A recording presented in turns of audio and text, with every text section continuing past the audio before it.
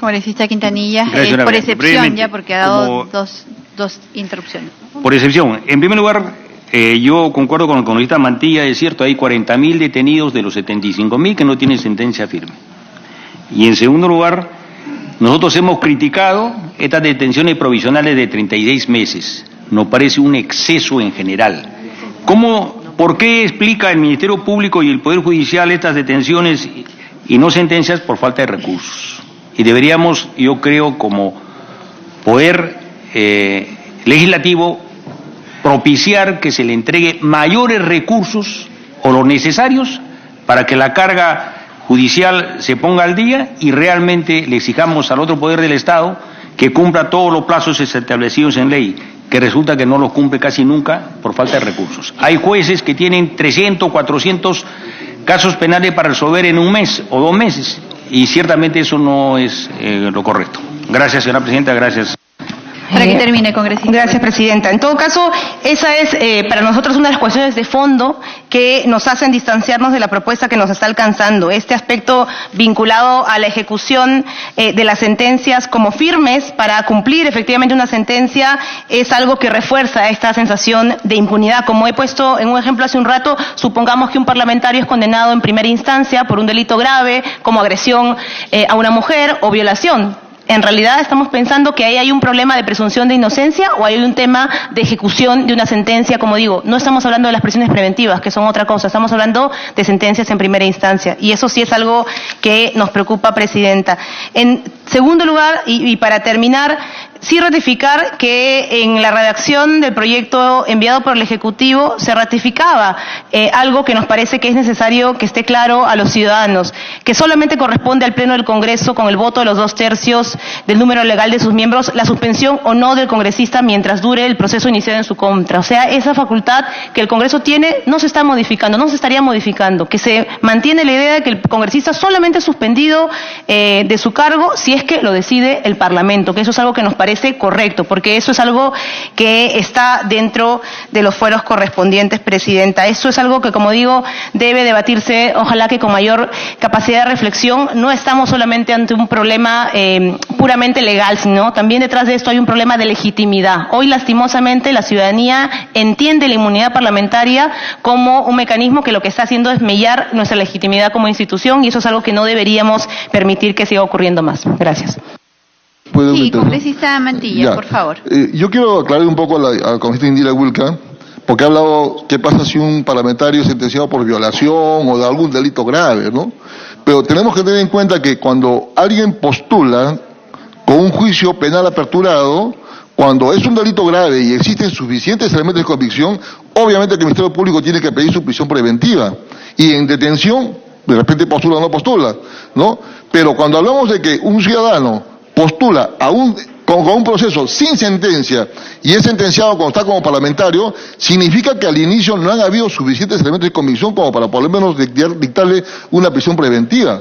Entonces, es más, en muchos casos, los jueces cuando emiten sentencias con penas mayores a 4, 5, 6 años, ponen en la parte final, se le dicta pena efectiva de libertad por 5 años, la misma que se ejecutará una vez que quede firme. ¿Por qué ponen? Porque justamente tratan de respetar la presunción de inocencia, y aun cuando esa sentencia ha sido emitida supuestamente con suficientes medios probatorios, todavía existe un mínimo de duda. Entonces, por eso le digo, tenemos que acá respetar básicamente la esencia de lo que significa la presunción de inocencia. Como que creo que no me entendió la congresista Indira Wilca. O sea, si fuera un delito grave de violación, ese ciudadano o ese parlamentario que ha sido a la curul debería estar en prisión preventiva, ¿no? Y no afrontar el juicio en libertad. Muchas gracias. Brevemente, congresista. Solamente para puntualizar, yo coincidiría con usted en general, me gustaría que ese fuera un criterio que usara nuestro sistema de justicia, pero solamente le doy un dato. La mayoría de procesados por delitos de lesiones graves o intento de feminicidio no tienen prisión preventiva en nuestro país. Bien, ¿algún otro señor congresista congresista Donaire? Sí, presidenta. Independientemente de ratificar mi posición por la eliminación de la inmunidad, por todas las razones que ya esbocé en su momento,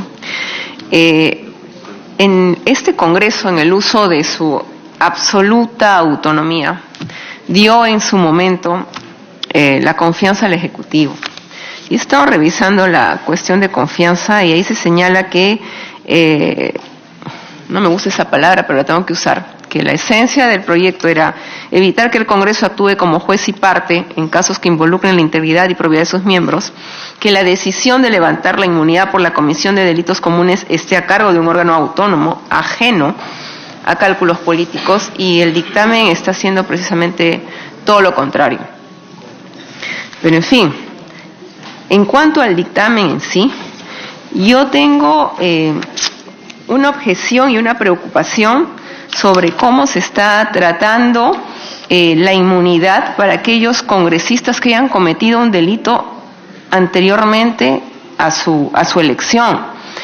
Porque si bien es cierto, se señala que la elección no suspende ni paraliza los procesos penales, se pide que el proceso para el levantamiento de inmunidad por arresto sea de acuerdo al mismo procedimiento que se sigue para los otros casos. Entonces, ¿no se le va a poder arrestar a este congresista a pesar de haber cometido un delito antes de la elección? Yo creo que eso tendríamos que distinguirlo, porque si lo ha cometido antes, no tendría que estar ni siquiera amparado por la inmunidad de arresto. Y eso tiene que quedar claro, porque es lo que más se nos ha venido cuestionando en los últimos tiempos. Gracias. Gracias, congresista Donaire. Quisiera saber si estamos todos los que vamos a votar, porque ya entraríamos nosotros a votación en este momento. Congresista Costa. Congresista Torres también está pidiendo uso de la palabra. Congresista Costa.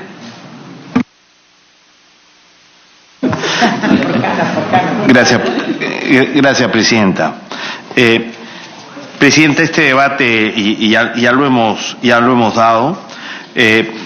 Solo aprovechar mi intervención para señalar que las modificaciones al artículo 93 que se nos proponen no van en la línea de lo que nosotros esperábamos.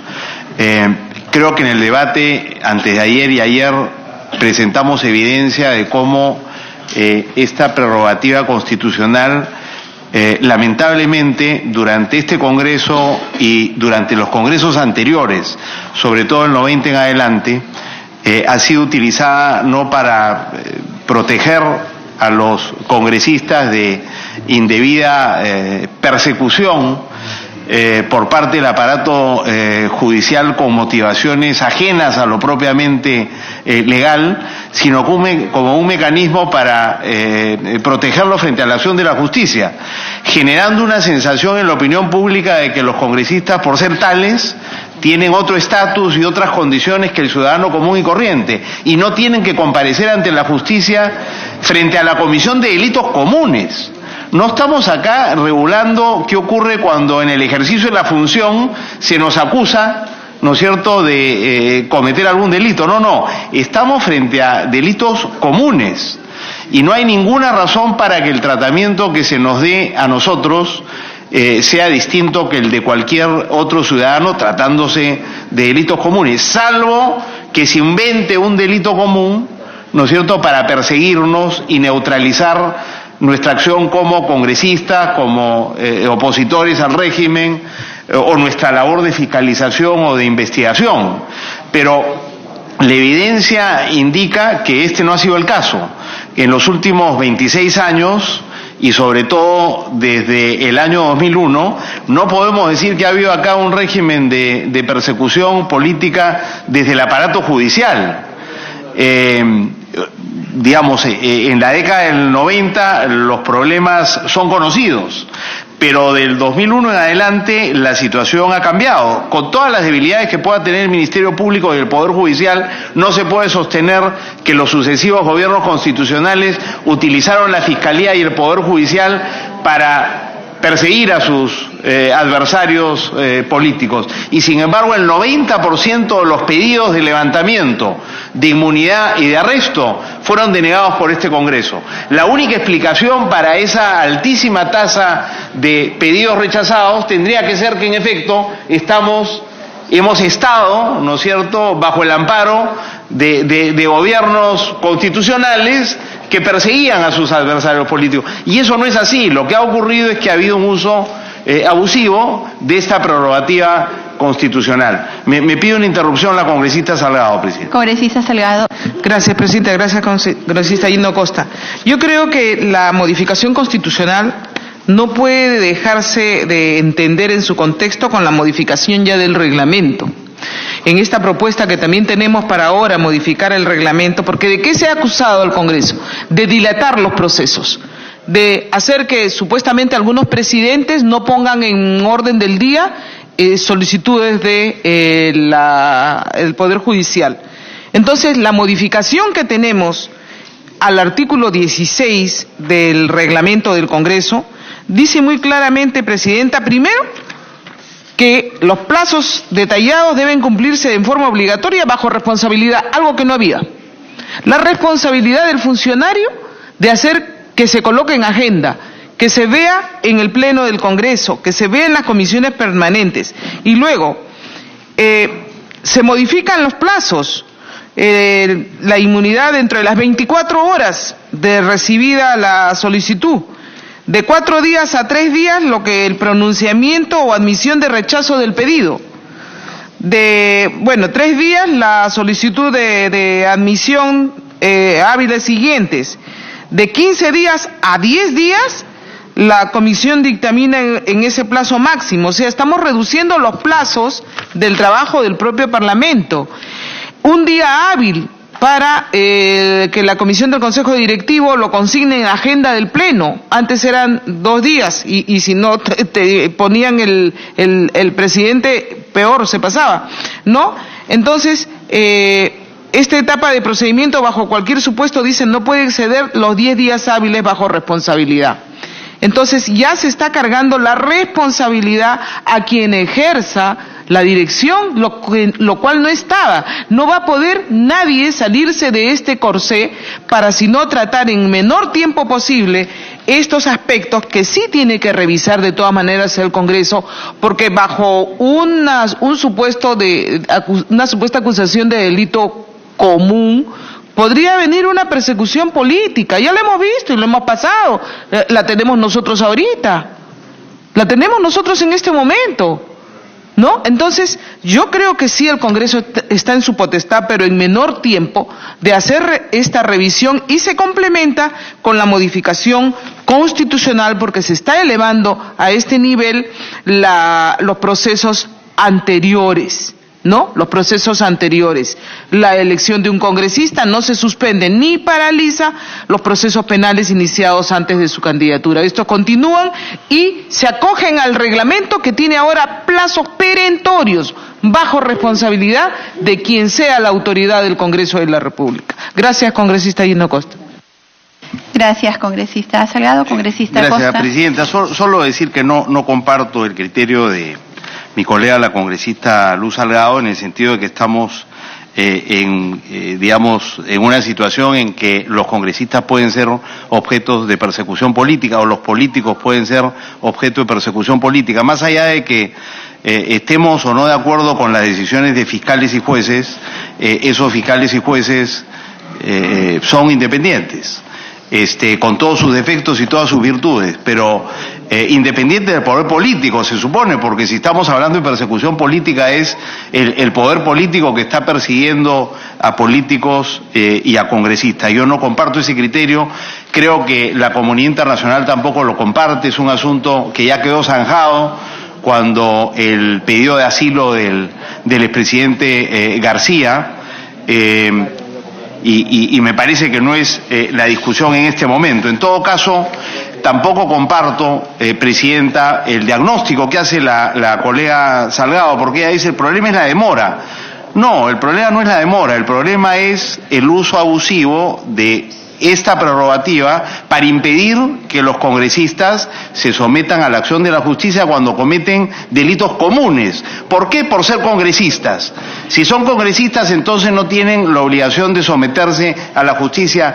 Y no estoy de acuerdo, presidenta, con el problema, porque creo que la evidencia apunta a que ese es el principal problema y las consecuencias de ese uso abusivo de una prerrogativa que hace que aparezcamos los congresistas y la institución congresal como por encima de la ley, genera un gran desprestigio del Congreso, por un lado, y un gran desprestigio de la política en general. Y creo que la propuesta que nos hace llegar el Poder Ejecutivo tiene como propósito precisamente recuperar la confianza ciudadana, evitando que el Congreso siga incurriendo en el tipo de conducta que ha tenido hasta ahora, que tanto daño hace. Y por eso la sugerencia y la recomendación y la propuesta que nos hace llegar es de que esta prerrogativa la ejerza un poder del Estado distinto, que es el que determinaría si estamos ante la presencia de persecución política, porque la propuesta del Ejecutivo no es acabar con la inmunidad parlamentaria. Es una alternativa acabar con la inmunidad parlamentaria frente al problema que tenemos del uso abusivo de esta institución. La congresista Donaire propuso que acabemos con la inmunidad parlamentaria como lo ha hecho Colombia hace 25 años. Y la democracia colombiana ahí sigue en buen estado. No se ha debilitado. Una decisión adoptada en el 91 lo hubieran ya podido revisar y revertir. No lo han hecho porque aparentemente esto no ha afectado en absoluto el funcionamiento del Congreso y la labor de los congresistas. Entonces, aún así, la propuesta del Ejecutivo ni siquiera va tan lejos como para acabar con la figura, sino simplemente dice, oye, respetemos la inmunidad, pero démosle a otro órgano del Estado la prerrogativa de determinar si hay o no persecución política. Me pide, Presidenta, el congresista Quintanilla una interrupción. Congresista Quintanilla. Gracias, Presidenta. Y yo quiero recordar que en este juego de equilibrio de poderes, nadie ha planteado la modificación del artículo 90, que dice corresponde a la Comisión Permanente acusar ante el Congreso, entre otros, a los vocales de la Corte Suprema. Entonces, si es que hay el riesgo de que la Corte Suprema levante arbitrariamente como persecución política, nosotros tenemos mecanismos de contrapeso de acusarlo constitucionalmente, porque ciertamente, si están autorizando un levantamiento de inmunidad para un proceso por un supuesto delito penal que no es tal, sino es una persecución política, el Congreso podría acusarlo constitucionalmente, por infracción constitucional. Entonces, ciertamente, señora Presidenta, la cosa está absolutamente clara. Nosotros estamos de acuerdo con esta propuesta. Gracias, congresista. Con la propuesta del Poder Ejecutivo. Ah, no, con ella no, pues. Presidenta, para terminar, solo un comentario sobre el párrafo cuarto, referido a la sentencia firme. Me pido una interrupción del congresista Mantilla. Si lo... Congresista Mantilla. Ya. Sí, lo escuché, lo hemos escuchado a congresista Gino Costa tomar como referencia a Colombia, pero en países donde realmente hay una auténtica autonomía de poderes, podría funcionar esto. Pero en un país como el nuestro, donde hay injerencia de un presidente de la República en diversos organismos autónomos, ¿cómo va a funcionar esto? No es posible funcionar. Tenemos el caso patético nomás cuando el ex fiscal de la Nación, Chávarri, lo removió del cargo a Pérez y a Vela, y ¿qué hizo el presidente? Se vino volando desde Brasil para pedir la restitución y le hizo toda una campaña de demolición a Chávarri, ¿no? Y no solamente eso, sino que ahora el presidente de la República preside una comisión de la reforma y justicia, donde obviamente en ese tipo de reuniones hace prevalecer su cargo como presidente de la República, utiliza los medios de comunicación, al extremo que muchas veces el Poder Judicial y el Ministerio Público se repliega ante ese tipo de presiones. Entonces, no estamos en un país donde hay una absoluta independencia y autonomía de los poderes. Por eso que yo pienso, Presidenta, que nosotros debemos defender nuestro fuero. Muchas gracias. Gracias, congresista Mantilla. Para que termine, congresista Costa. Sí, Presidenta. Quería solo hacer algunos comentarios. La insistencia en que solo se levantaría se otorgaría la inmunidad de arresto en caso de que no hubiera persecución y luego de que se contara con sentencia firme. Esto es un retroceso tremendo incluso de la normativa que tenemos ahora, porque ni la Constitución ni el reglamento del Congreso establecen que este es un requisito. Más bien las leyes vigentes establecen que si uno es procesado con el Código de Procedimientos Penales del año 40, automáticamente si hay una sentencia de primera instancia que prive de la libertad, esa sentencia se cumple. Se cumple para todos y no hay ninguna razón para que no se cumpla para los congresistas. Este es el caso Donaire y ha sido largamente discutido, pero lo cierto es que la legislación vigente no hace distingo y señala que las decisiones de primera instancia se cumplen y si hay privación de libertad se aplica para todos. Tan es así que todos los procesados por Donaire estaban presos menos Donaire. ¿Por qué? Porque él era congresista. Pero eso no estaba en la ley. En el Código de Procedimientos Penales aplicables. Y el nuevo Código Procesal Penal... Costa, la congresista Beteta está a la palabra, ya, para que termine.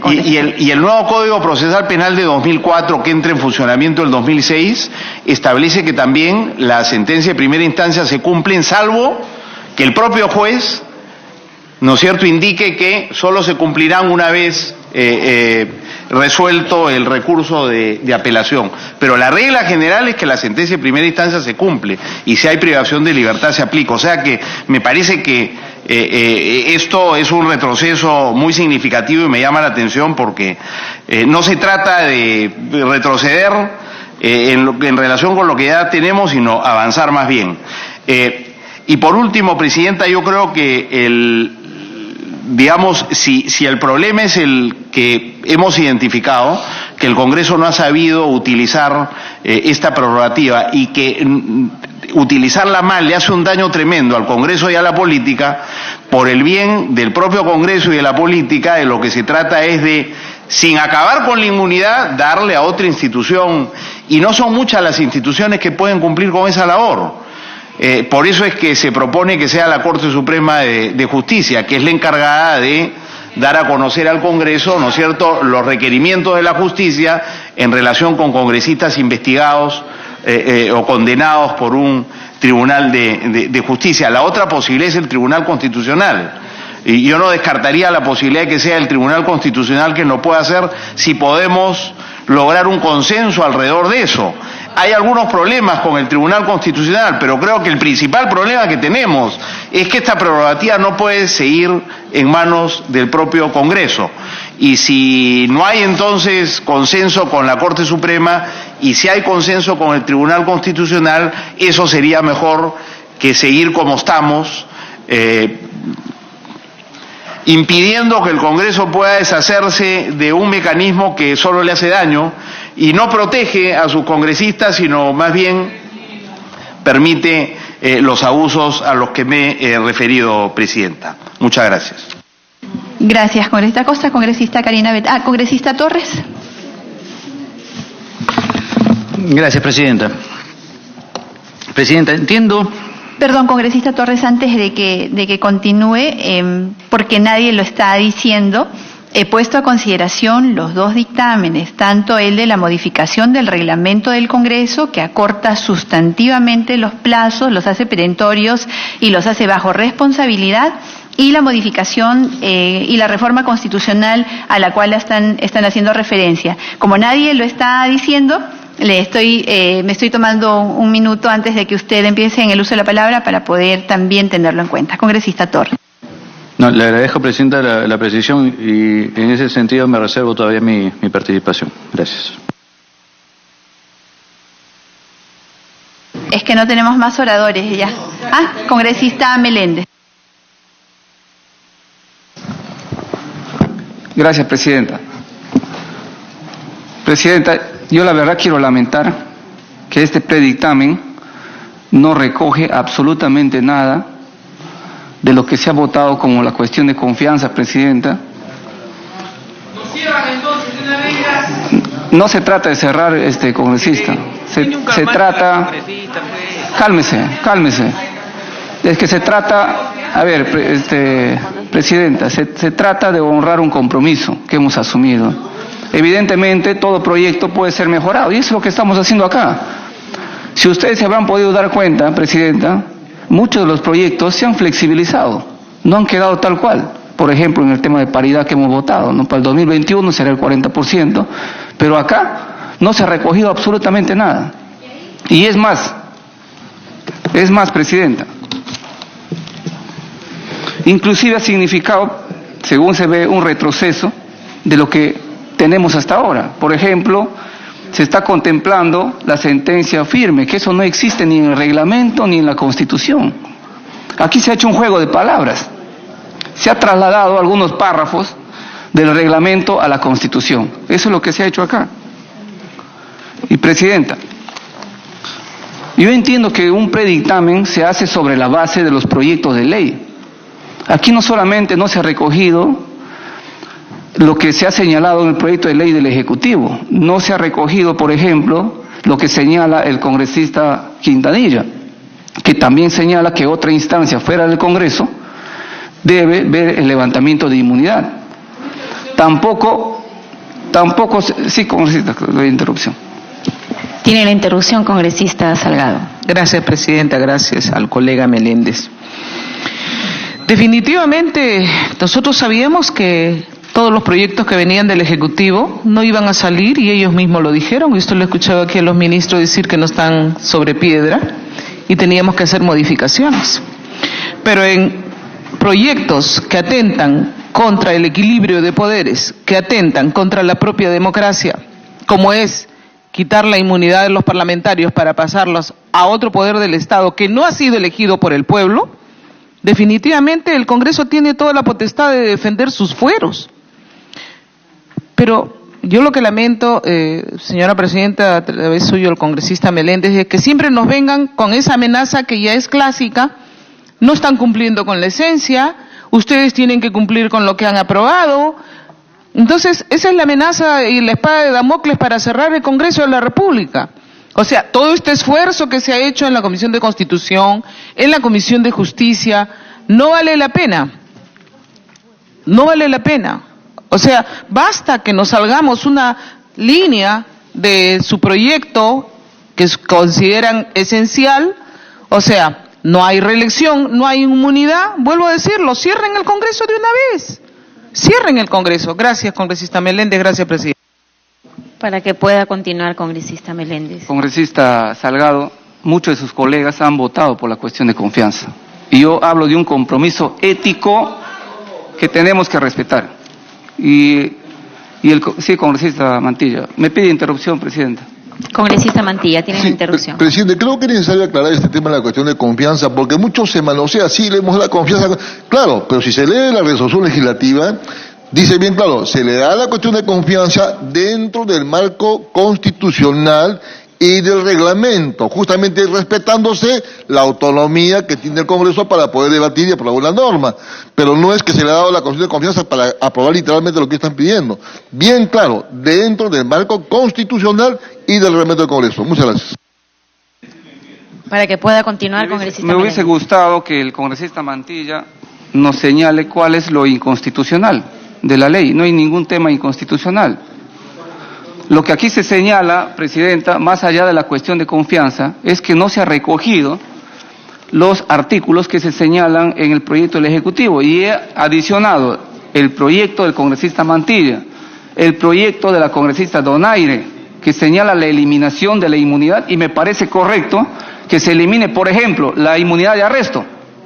Este Congreso, Presidenta, no tiene por qué proteger a delincuentes que han venido con sus juicios a este Congreso y se han emitido sentencias firmes para que estos señores paguen su responsabilidad, y el Congreso, lamentablemente, Presidenta, ha dilatado los tiempos y nos hemos perjudicado con estos casos.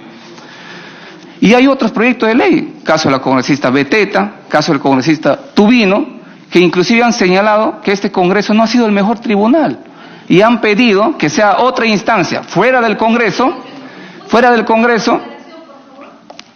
congresista, no sé si voy a poder hablar así. Le doy la interrupción.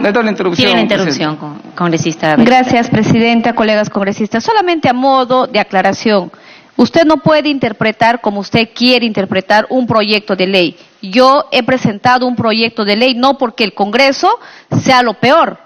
Lo que he planteado es una propuesta en salida de que cómo podría la inmunidad ser no perseguida si se va al Poder Judicial. Esa es mi opinión y voy a sustentar. Lo que yo he planteado que sea la comisión especial que elige a la Junta Nacional de Justicia pueda también levantar la inmunidad, pero eso no significa de ninguna manera que sus expresiones de las que usted ha mencionado. No va en ese sentido, como que el Congreso es lo peor y por eso es de que yo he planteado otro proyecto. Eso no es, congresista, la propuesta de mi proyecto de ley. Entonces, cuando voy a hacer uso de la palabra, voy a poder intervenir porque es fácil lanzar mentiras, es fácil atacar a su misma institución donde usted representa. Creo, si eso le avergüenza yo de usted, renuncio y me voy a mi casa.